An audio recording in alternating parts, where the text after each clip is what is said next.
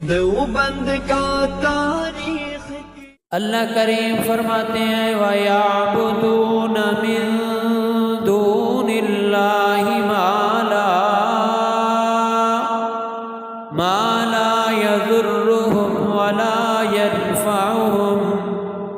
اللہ رب العالمین نے اس آیات مبارکہ کے اندر ان لوگوں کو مخاطب کیا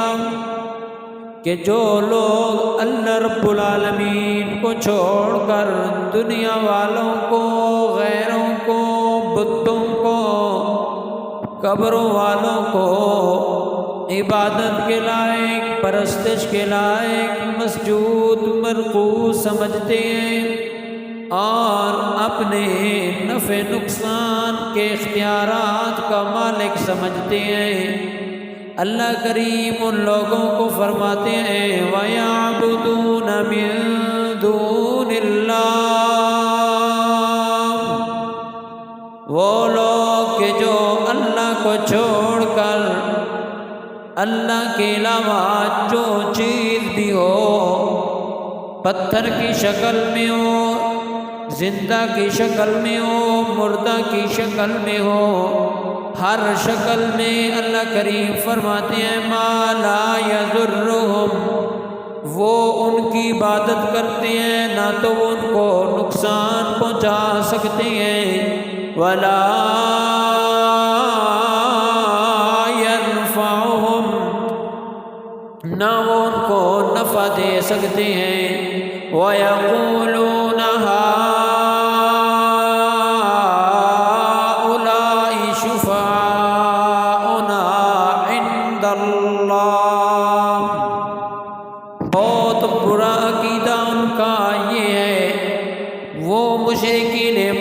کا عقیدہ بھی تھا جن مورتیوں، جن بتوں کے سامنے اپنے نذرانے چڑھاوے چڑھاتے تھے، اور آج کل دنیا کے اندر بھی مردوں کے متعلق، نبیوں کے متعلق، ولیوں کے متعلق، شہیدوں کے متعلق یہی عقیدہ رکھا ہوا ہے کہ جی میاں ہم تو گناہگار ہیں، اللہ ہماری سنتا نہیں ہے،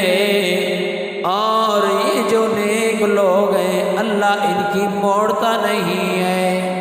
انہوں نے بڑی عبادتیں کی ہوئی ہیں، بڑی ریاضتیں کی ہوئی ہیں، لہذا کل قیامت کے دن ہم اپنا شفیع اللہ کے دربار میں بنا لیں گے،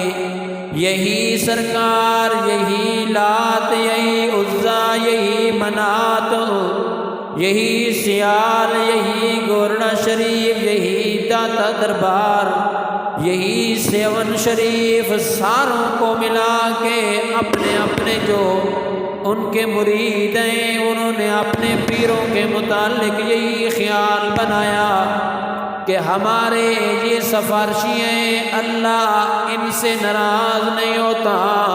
اللہ ان کی بات نہیں موڑتا، لہذا اللہ ہماری جب سنتا نہیں، ان کی موڑتا نہیں، پھر ہم ان کی قبروں پہ جا کے نظر نیاز، منت منوتی، چڑھاوا نذرانے دے کے آئیں گے ہؤلاء شفعاؤنا عند اللہ، اللہ کریم فرماتے ہیں ان کا یہ بد عقیدہ، غلط عقیدہ ہے، اور بعض جو دیوبندی کہلوانے والے لوگ ہیں وہ بھی نبی کریم صلی اللہ علیہ وسلم کی ذات کے متعلق استشفاء عند القبر، یعنی قبر کے اوپر جا کے اللہ کے رسول کے دربار میں اپنی کوئی ریکویسٹ، درخواست پیش کرتے ہیں، پھر اللہ کے رسول اللہ کے دربار میں پیش کرتے ہیں۔ یاد رکھیے چاہے دیوبندی ہو، غیر دیوبندی ہو، جس فرقے سے بھی تعلق رکھنے والا ہو، یہ قرآن کے خلاف عقیدہ ہے، لہذا اس عقیدے کو پرموٹ نہیں کرنا چاہیے کیونکہ اللہ کے قرآن کے خلاف ہے۔ اللہ کیا فرماتے ہیں قُلْ أَتُنَبِّئُونَ اللَّهَ بِمَا لَا يَعْلَمُ فِي السَّمَاوَاتِ ولا فی الارض، میرے پیغمبر ان لوگوں سے کہہ دیجئے کہ تم اس بات کی خبر دیتے ہو کہ تم سمجھتے ہو کہ اللہ کو اس بات کا پتہ نہیں ہے، بلکہ ایسی بات جو تم اللہ کے بارے میں اللہ کے متعلق کہتے ہو، فرمایا اس کا وجود نہ تو زمین میں ہے نہ آسمان میں ہے، بلکہ سبحانہ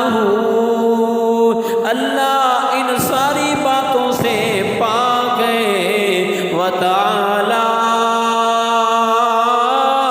بلند ہے تمہارے شرک کرنے سے، اللہ تمہارا شرکی عقیدوں کو پسند نہیں کرتا، جو تم اللہ کے ساتھ غیر اللہ کو ملاتے ہو اللہ اس سے پاک ہے۔ کیا فرمایا؟ وتعالی عما یشرکون، اللہ کریم اس چیز سے کہ جو تم شرک کرتے ہو اللہ بلند ہے، اللہ کا کوئی شریک نہیں ہے، سبحانہ وہ ذات کے اعتبار سے بھی اکیلا ہے، سبحانہ وہ ہر قسم سے عیب اور نقص سے بھی پاک ہے، وہ اللہ سبحانہ اپنے بھائیوال بنانے سے بھی پاک ہے۔ یہ تو دنیا کے انسانوں کو یہ معاملے پیش آتے ہیں، مجبور ہوتے ہیں، اسباب کی ضرورت ہوتی ہے، لیکن دوستوں اللہ کریم کو نہ تو اسباب کی ضرورت ہے، نہ اللہ کسی کو اپنی بادشاہی میں بھائیوال بناتا ہے۔ اللہ کریم فرماتے ہو دنیا والوں، اگر الہ اور معبود اللہ دو ہوتے زمین کے اندر لفسدتا، زمین میں فساد برباد ہو جاتا، فساد برپا ہوتا۔ کوئی مثلا ایک بندہ ہے، اللہ ایک حکم کرتا، دوسرا خدا دوسرا حکم کرتا، تو پوری دنیا کے اندر اختلاف ہو جاتا، سارا نظام درم برم ہو جاتا۔ اس لیے اللہ کریم فرماتے ہیں سبحانہ،